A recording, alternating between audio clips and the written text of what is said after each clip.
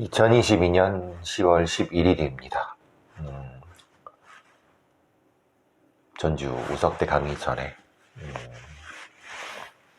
녹음하고 가려고. 약간 많이 쌀쌀해졌네요. 감기 조심하시고 바라고. 저도 좀 비염입니다. 감기는 아니고. 국감 시즌이라서 지난번에 말씀드린 것처럼 국회의원들의 여러 일종의 자기 알리기식 기사가 많이 나고 있어요. 그렇다 하더라도 지금 수사경찰의 부족, 이런 열악한 근무 환경, 이런 거. 충북경찰의 수사 부서 깊이, 최근 255명, 이런 경무에 시달리는 수사 기능, 이런 얘기를 하고 있습니다. 사실, 수사라고 하는 것은, 매우 전문적인 거라는 거는 누차 말씀을 드리지만, 문제는 그걸 어떻게 표준화 시킬 것인가에 대한 고민은 여러 소위 전문가라고 하는 사람들도 거기까지는 못하고 있는 것 같습니다. 왜냐하면은 수사가 어렵다, 힘들다. 그래서 어떻게 자는 거냐?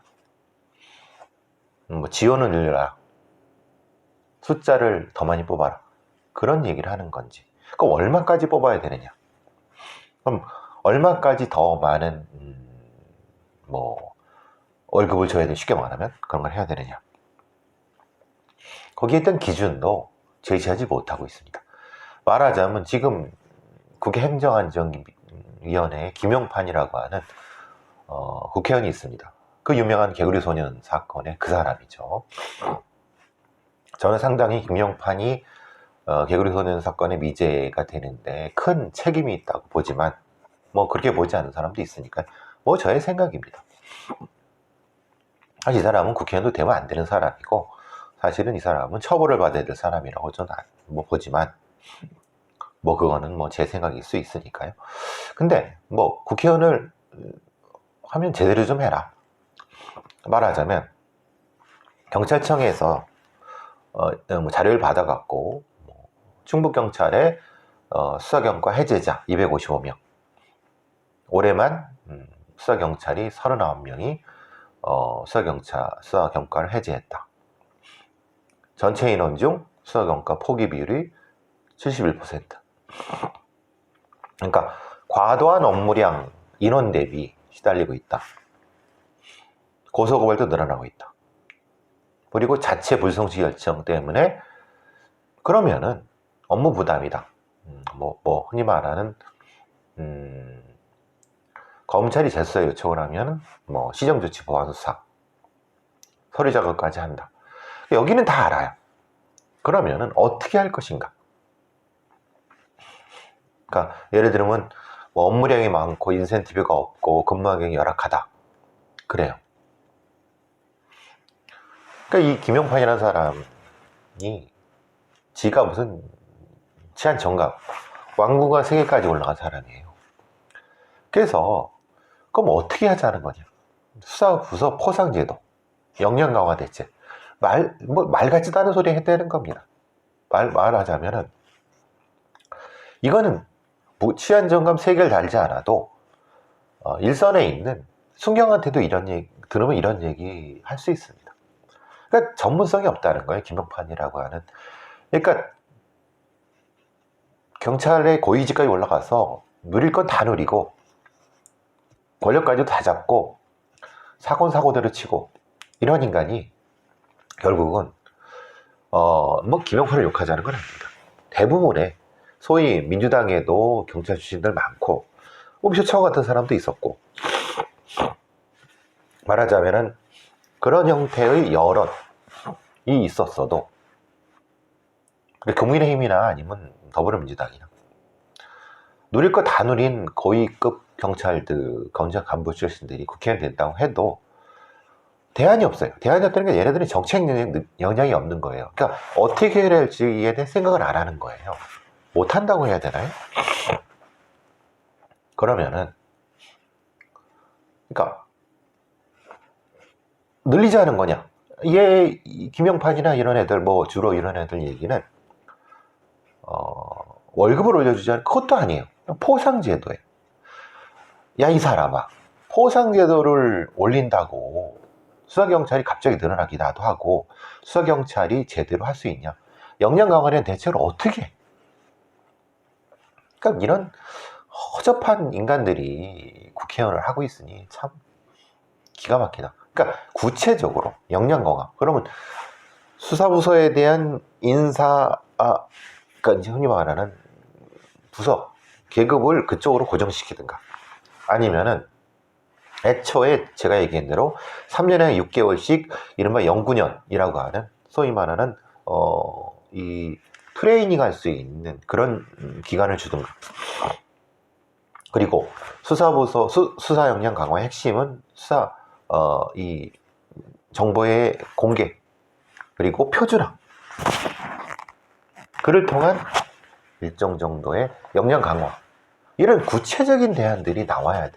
그러니까 적어도 국회의원을 하고 치안 정감까지 갔던 사람이 할 수 있는 내용이, 그러니까 그 정도의 정책 역량도 없는 인간들이라는 거예요. 소위 말하는. 그러니까 아니 뭐 돈 올려줘라, 역량 강화, 누군 못해요. 어떻게 구체적으로 지금 실현할 수 있는 건 아니 마스터 플랜. 이게 답답한 인간들이라는 거예요. 그러니까 이런 얘기를 해봤자 아무 의미가 없어요. 그냥 뭐. 그러면 결국은 수사부의 경찰들은 뼈가 갈리고 그냥 경무에 시달리다가 다 떠나고, 대충 능력 없는 애들이 시민들 쪼아갖고 대충 그러면 결국은 검경수사권 왜 했느냐, 다시 돌아가자, 이런 얘기 나오고. 그러니까 좀 구체적인 정책, 제가 늘 말씀드렸지 않습니까? 연구년, 뭐 학습년이라고 해도 좋고, 보직관리, 그리고 이 계급 올라가는 거, 수사 경찰로만의 계급 올라가는 걸 다른 데보다 한 60% 좀 빨리, 좀 더 많이, 그리고 행정경찰의 이 어떤 터치 같은 압력을 줄일 수 있는, 그들의 미래를 보장해주고, 그거 전에 표준화. 그러니까 제가 늘 말씀드리는 거는, 업무를 표준화해야 된다 라고 하면은, 업무를 표준화하게 되면은 교육하는 것도 비교적 쉬워져요. 그리고 평가하는 것도 쉬워져요. 그러면 역량이 늘어나겠죠. 그러니까 올라가겠죠. 왜 자본주의 산업혁명이 발생했느냐? 노동에 대한 표준화, 이게 발생했기 때문에 가능했던 거예요.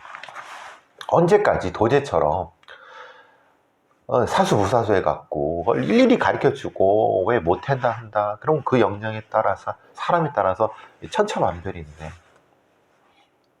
결국 그것에 대한 전제는 뭐냐면 정확한 사건에 대한 기록, 업무에 대한 평가, 거기에 대한 과감한 신상필범, 이게 핵심인데, 이걸 하지 않으니까 맨날 헛바퀴 도는 쓸데없는 얘기만 하고 있는 거죠. 결국은 힘 있는 자들이 국회의원 되고, 국회의원 되는 것이 힘을 갖게 되고, 정작 경찰은 그냥 찬밥.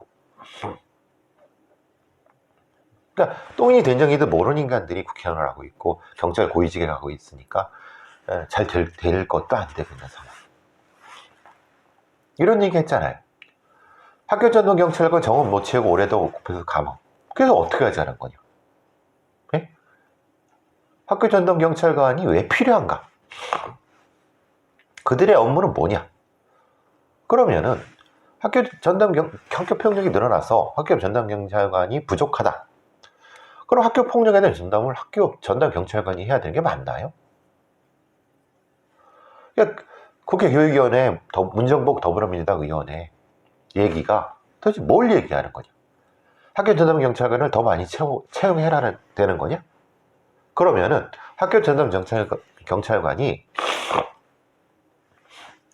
학교폭력의 예방에 어느 정도까지 역할을 했느냐, 효율적인 평가를 해봤느냐. 그러면은 사실 학교전담 경찰관이 할 게 아니라 교육부가 해야 되는 걸 경찰관이 맡고 있으면, 아니 그럼 교육부를 돌리든가 왜 쓸데없이 경찰한테 그 일을 시키느냐. 이런 다양한 형태의 얘기를 해야 되는데, 이 능력과 머리가 모자라니까 이렇게 얘기를 할 수밖에 없는 거죠. 응? 학교 전담 경찰관 1인 담당한 학생 수가 적어. 너무 많아. 그래서 학교 폭력과 신종범죄 예방하기 어려운 상태. 이 문정복이라는 사람이 도대체 학교 전담 경찰관이라는 업무에 대해서 뭘 알며 그 사람이 이 SPO를 어떻게 운영해야 되는지도 모르면서, 이 얘기잖아요. 학교 전담 경찰관이 있으면은 학교 폭력이 줄어든다는 전제잖아요. 진짜 줄어듭니까? 학교 폭력을 경찰관이 맡는 게 맞습니까? 이런 말도 안 되는 국회의원들이 참 수준이 안 되는 거예요. 그러니까 정책명령 하지만 정책명령이 거의 없어요. 그냥 경찰청에 던져주는 통계 몇 줄에 갖고 띄우는 거, 그건 누군 못합니까? 대학생에도 할 수 있어요. 이런 인간들을 무슨 국회의원이라고. 참. 제가 국감 시즌에 국회의원들 많이 이런 거 할 거라고 했습니다. 아주 쓸데없는 내용이 태반입니다. 90% 이상. 자, 전 같은 맥락이라고 봅니다. 사실 지방의료원에 의사가 부족해돼요. 절대적으로 그러면 우리나라가 의사가 전 세계적으로 국민 대비, 인구 대비 부족합니까? 정작 이 의사 수는 있는데 그 의사가 정작 필수적인 데 쓰지 못하는 거 아닙니까? 그리고 의사를 치부의 수단, 권력의 수단, 이거를 이용하는 자들은 의사를 하면 안 되죠. 그건 의업을 해야죠. 그죠? 말하자면은 성형외과 의사를 해서 돈 벌고, 말하자면 그런 의사로서 돈을 진짜 처바르게 바르는 거, 아니 그런 것도 있죠. 그러면 그건 별도로, 그러니까 필요한 공공의료라든가 공공의사 같은 경우는 별도로. 지금 지방의료원과 지방에 있는 병의원들은 필수적인 의사도 없고 의사도 없어요. 서울에는 미어 터져요. 그렇죠? 그런데도 공공의사 늘리려고 하면 의사협회 쌩지랄을 난리예요. 그러면은, 그리고 지금도 이제 공대 자연대에서 의사 되려고 반수, 재수, 삼수 하는 애들, 그것 그래도 못해요. 의대 가는 애들은 대부분 돈 있는 애들, 중학교, 고등학교부터 일정 정도 수준이 올라가는 애들밖에 못해요. 대부분이. 그러면 의사를 꼭 진짜 그렇게 공부 잘하는 애들만 의사를 할 수 있느냐라고 근본적인 문제 제기를 해야죠. 맞습니까? 의사를 진짜 공부 잘하는 애들, 암기 잘하는 애들, 해야 되는 겁니까? 논리적인 능력, 창의력, 이런 거 있는 애들이 의사하는 건 이상하지 않나요? 그건 과학자가 돼야죠. 그죠? 의사가 뭡니까? 그럼 의업이라는 것을 표준화시켜야 되는 거죠. 그 정도의 과학기 수준 됩니다. 그래서 진짜 똑똑하고 이런 애들이 의사가 되는 것이 아니라 중상급, 상하급 애들한테 의사 직업을 가리킬 수 있는 의료인 수급 체계를 만들어야죠. 언제까지 이렇게 의사들한테 휘둘리고 의사를 어떤 개인의 능력으로 할 겁니까? 시스템화 해야죠. 저는 마찬가지라고 봅니다. 그러니까 경찰의 수사나 그러니까 국가 수사기관의 수사라는 것도 표준화돼야 되고 의사의 의협도 표준화돼야 된다. 그러지 않고 개인의 능력이 뭡니까? 자신의 능력을 봉인하는 겁니까?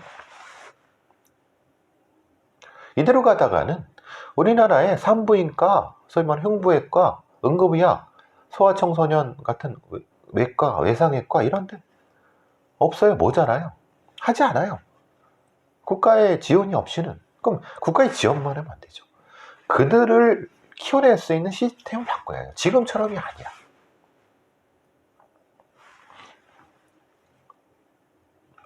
국가 시스템을 바꿔야 된다는 건데 이게 참 어쨌든 지금 변호사들도 수준 낮은 변호사, 그러니까 변호사들이 양산이 되긴 됐는데 얘들 중에 소위 말하는 등록 변호사가 3만이 넘습니다. 근데 정작 변호사가 없는 나홀로 소송도 증가 추세를 하는 거예요.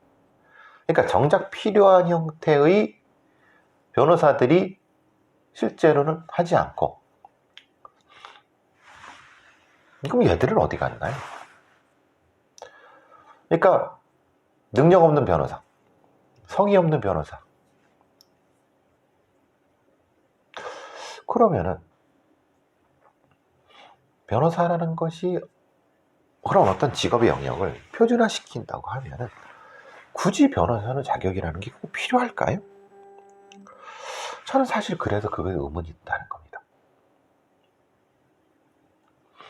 그러니까 우리가 어떤 업무를 특화시키고 전문화시키는 이유는 거기에 맞는 사람을, 그러니까 기능을 전문화시키는 것이 사람의 특권을 주장하는 게 아니라는 거예요. 의사, 검사, 변호사 다 이게 특권화돼. 근데 현대사회의 어떤 직업적 영역이라는 것은 전문화되고 기능화돼야 되는 게 맞습니다. 그렇지 않으니까 이제 이 엉망이 되는 거죠.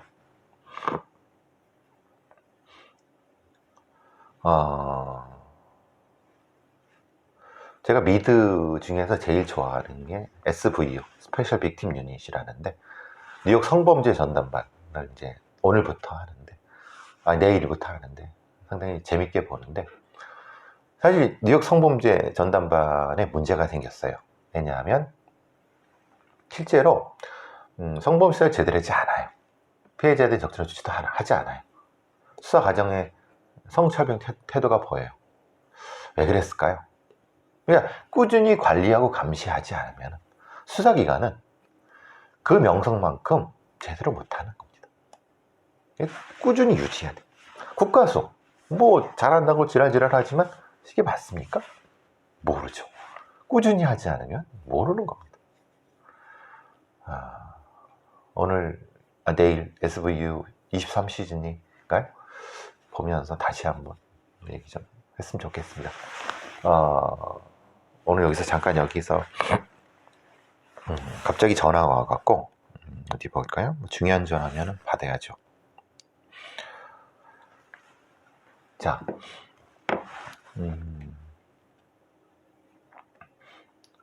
배상금 70억, 전성계약금 70억, 일타 강사, 씁쓸한 돈잔치 이렇게. 여러분 일타 강사를 아십니까? 예를 들면은 메가스터디라든가 이런 아주 그냥 대단히 큰 교육 기업들이 있습니다. 거기에 인터넷 강의 같은 거 수능 일타 강사 하는 모 씨가 있어요. A 업체에서 B 업체로 메가스터디, 이투스 여러 개 있습니다. 어디를 특정할 수 없지만 A에서 B로 옮길 때 이른바 스카웃 비용이 수십억입니다. 저는 제 아는 친구가 한테 그런 얘기를 했어요. 나 스카웃 비용이 한 10억은 되냐? 물었어요. 몇 년 전에. 근데 막 웃더라고요. 야, 공 하나 더 붙여. 진짜 맞는 거예요. 여기 보면은 이 정도는 100억이 넘는 거죠.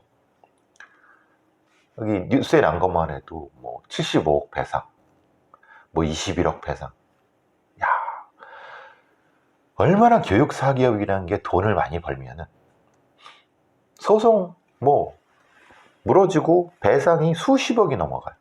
스카웃 비용이 100억대가 돼요. 그러면 결국은 실제로 이 온라인 강의의 순매출액의 20에서 40%가 라든가 뭐 오프라인의 50%가 강사료예요. 그만큼 일타 강사 하나 잘 잡으면 논한다는 얘기인데 반대로죠. 일타 강사 하나 잘 만들면 논한다는 얘기죠. 이렇게 표현하는 게 맞습니다. 이게 대한민국의 그 사교육, 공교육의 붕괴에 의한 사교육의 전성시대에 씁쓸한 겁니다. 저 이거 보고 깜짝 놀랐죠. 계약서상 배상금이요 492억, 237억, 형법 9억, 한국사 이런 겁니다. 보험 판단은 뭐 75, 참 거지 같은 세상입니다. 저는 평생 벌어야 10억도 못 버는데 이 새끼들은 뭐 한 방 해갖고 수십억, 수백억을 한 방에 아니 아씨 이게 나도 사교육 시장으로 나가? 웃기는 소리입니다 진짜. 아이고 세상이 대한민국이 무너지니까 사법, 의료, 교육 다 그냥 개판인. 저는 그 답을 알고 있죠. 어떻게 할지도 알고 있죠.